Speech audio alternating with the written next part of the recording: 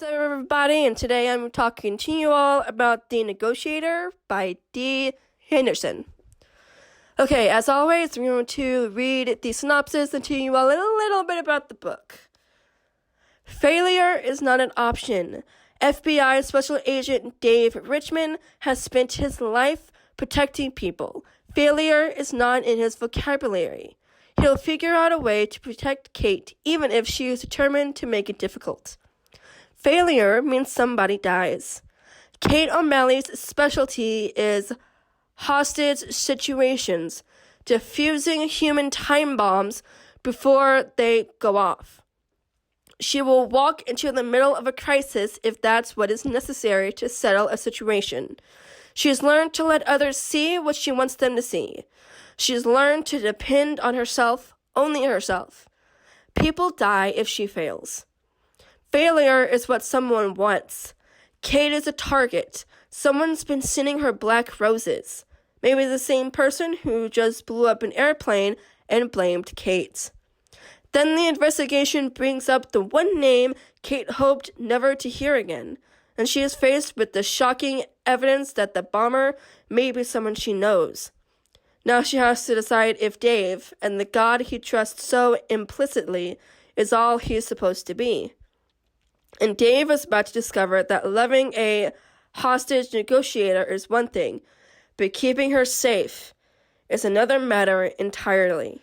Okay, so this book starts out with Dave hiding behind a counter in a hostage situation at a bank. And he's trying to come up with a way to get the guy who's holding a bunch of people in the bank down without pressing the button, because he has a bomb strapped on himself, and if he lets go of a button, the bomb's going to go off and the building's going to come down and everybody's going to die.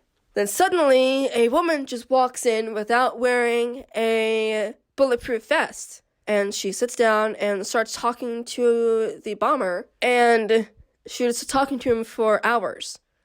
Talking to him, telling him things about her, trying to get a feel of the situation. And then suddenly, with just a little bit of Morse code, she then tells her team behind her to throw in a flashbang into the bank. And then she jumps forward and goes to fight the guy, and she presses onto the button so he doesn't let go. And then suddenly Dave, like knowing what to do and knowing that she was going to do that, suddenly jumps up and starts fighting the guy while she's holding on to the button. And then she did get hurt, sadly, so she had to go to the hospital. And then she did not tell her siblings that she's been getting some strange phone calls and some strange voicemails. Things like, they know who she is,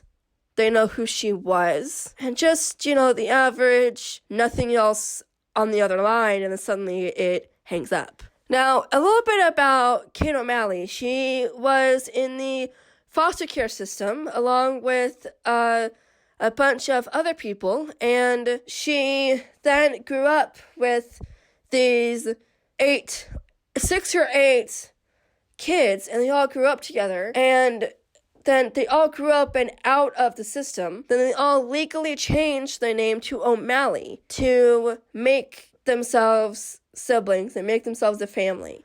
And all of them agreed to be in some sort of law enforcement, with one of them being a firefighter, one of them being a paramedic, one of them being a nurse, a coroner.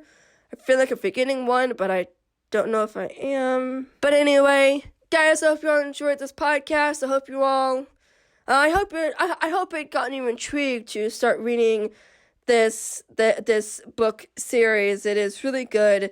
Each book in the series takes place, and the main character is a different O'Malley sibling, which is pretty amazing. Hope you all enjoyed this podcast, and I'll talk to you all again next week. Bye, guys.